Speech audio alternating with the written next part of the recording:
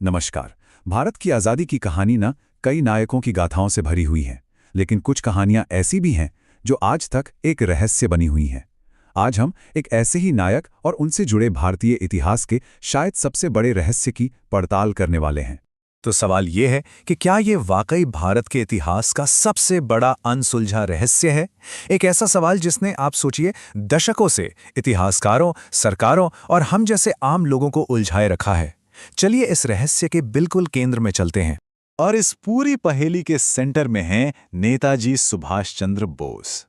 भारतीय स्वतंत्रता संग्राम का एक ऐसा नाम जिनका शौर्य और बलिदान आज भी हमें प्रेरणा देता है, लेकिन जिनका अंत एक बहुत बड़ा प्रश्न चिन्ह बना हुआ है।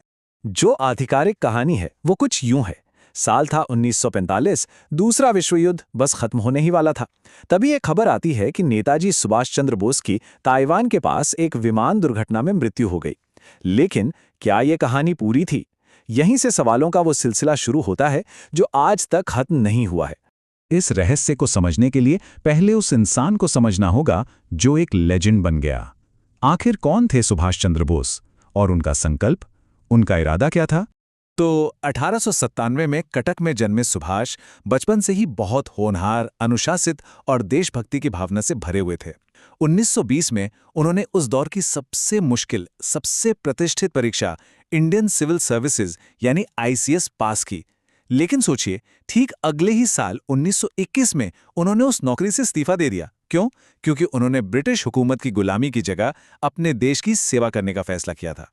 और उनका ये फैसला इस एक वाक्य में साफ झलकता है, मैं अपने देश की सेवा करूंगा, गुलामी की नहीं।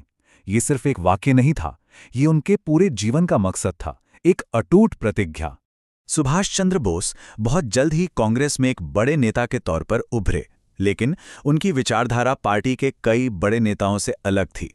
वो आज़ादी के लिए एक अलग, कह सकते हैं कि ज्यादा आक्रामक रास्ते में विश्वास करते थे। उनका साफ मानना था कि सिर्फ अहिंसा के बल पर अंग्रेजों को बाहर नहीं किया जा सकता। उनका दर्शन एकदम स्पष्ट था, आज़ादी मांगने से नहीं मिलेगी, उसके ये ताकत का प्रदर्शन भी जरूरी है।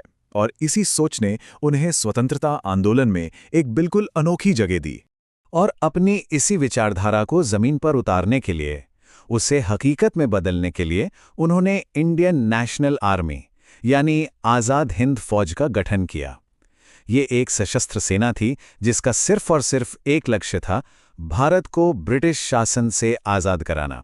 और इसी फौज को संबोधित करते हुए उन्होंने वो नारा दिया जो आज भी गूंजता है, आज भी रोंगटे खड़े कर देता है, तुम मुझे खून दो, मैं तुम्हें आज़ादी दूंगा। ये सिर्फ एक नारा नहीं था, ये देश के नौजवानों के लिए एक सीधी पुकार थी, बलिदान के लिए एक आह्वान था। चलिए अब वापस चलते हैं 1945 के उस रहस्य पर, उनकी मौत की उस आधिकारिक कहानी पर जिसने जवाबों से कहीं ज्यादा सवाल खड़े कर दिए। सबसे पहला और सबसे बुनियादी सवाल, क्या वो विमान दुर्घटना सच में हुई थी? कई लोगों ने इस पर शुरू से ही शक जताया था। और मान भी लें कि दुर्घटना हुई थी, तो अगला सवाल ये उठता है कि क्या वो उसमें बच गए थे? क्या ये मुमकिन है कि नेताजी उस हादसे से किसी तरह निकलकर कहीं और चले गए? और यही सवाल एक और बड़ी संभावना को जन्म देता है, क्या नेताजी ने अपनी पहचान छिपा ली थी और कहीं और एक गुमनाम जिंदगी जी रहे थे, दुनिया की नजरों से बिल्कुल दूर? इन्हीं सवालों से कई थ्योरीज ने जन्म लिया।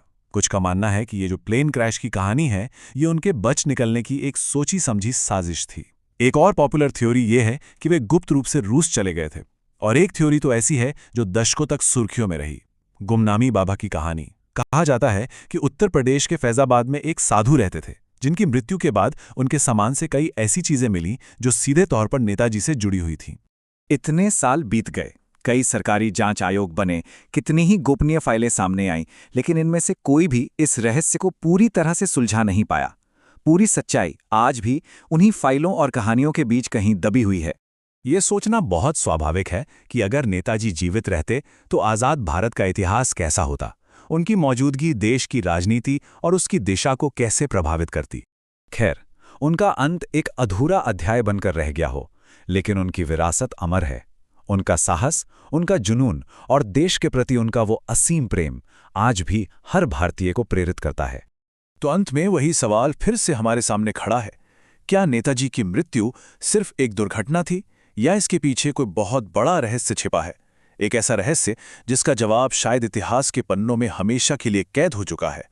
इस बारे में सोचना जरूरी है।